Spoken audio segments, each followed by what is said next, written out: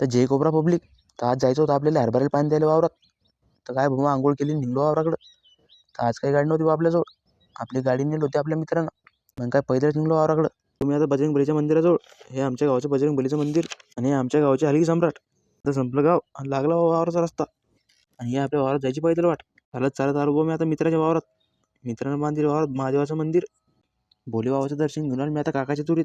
काकाच्या तुरीत थोड्या शेंगा खाल्ल्या आणि आलो आपल्या वावरात. हरभऱ्यावर पाणी सकाळी चालू करून दिलं होतं भावानं.